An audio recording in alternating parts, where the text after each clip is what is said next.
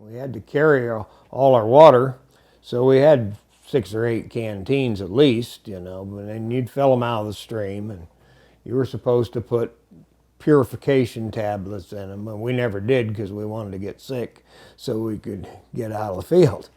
So we were filling our canteens, and we start to get sniped at. We couldn't see where the sniper was. He stopped shooting, so we decided, well, we're going to go in these trees, and we're going to get some cover.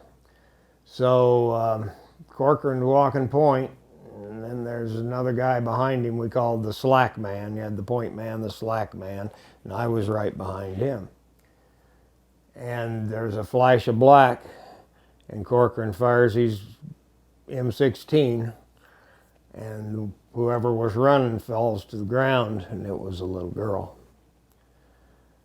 And the mama-san was there, and the grandmother and a grandfather with one arm, and probably had fought the French and lost his arm doing that. And everyone's just standing there for, you know, seemed like a long time, but I'm sure it was just a few seconds.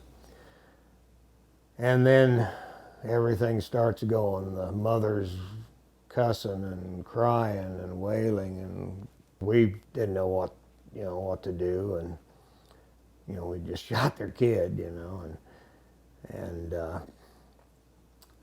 so I go to turn this girl over because I thought, well, maybe she's still alive. I didn't know where she got hit.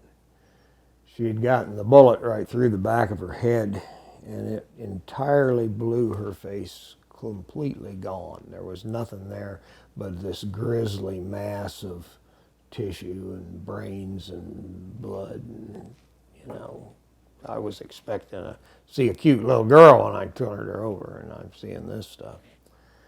And so we dug a hole, put the little girl in there, a little shallow grave, maybe not even 2 feet deep, covered her up, throwing the dirt on. I still see that, what was left of her face, and we're throwing the dirt on, and covered her up. So we go, we just leave. And we set up close by that evening, and you could hear them crying through the night and mourning the child. I'm sure they dug her up and cleaned her up and,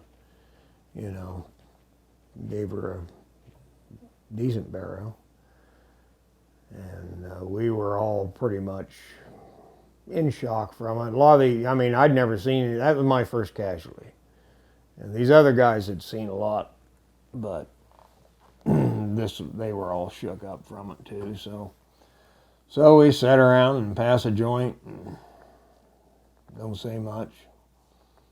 And when I was on guard duty that night, I could hear them still crying and mourning the child. I mourned her too. I'm trying not to cry. So anyway, that's the story.